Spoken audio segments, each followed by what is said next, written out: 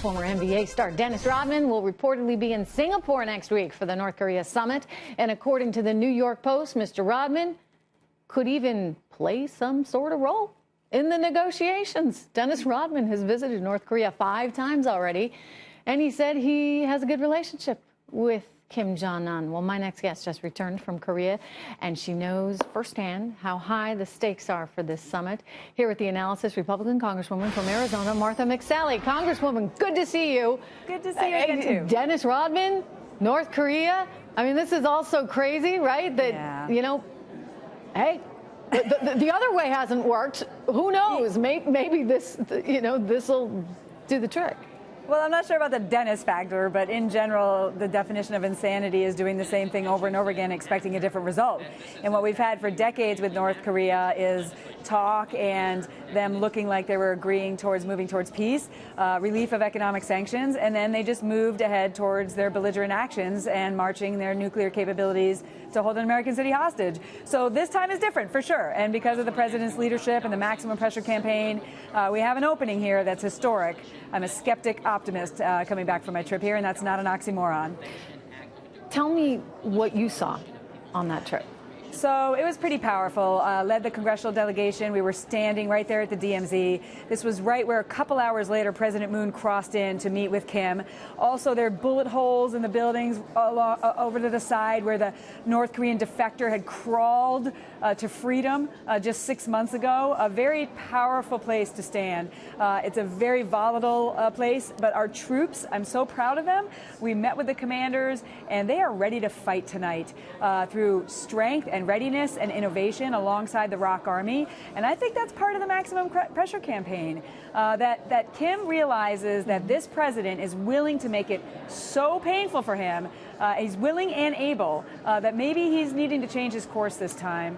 Yeah. So it was. When you talk about maximum pressure, I mean, it's not just military; it's also economic. Yes. And I think that one of the things that we've learned from this is if you actually really do impose sanctions and you stick to them and you say, okay, all you other countries out there, and I know China's been kind of fiddling with this a bit, and Russia too, but if you guys stick to them too, then you have the ability to influence the situation in a pretty massive, significant way.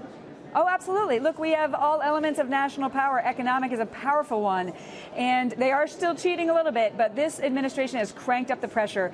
One thing that was amazing, every briefing we had, the opening slide was a picture from space of the Korean Peninsula. And in the south, you see this vibrant place of light. In the north, it's completely dark. This is a medieval country. They can't even pay for their hotel rooms at the summit.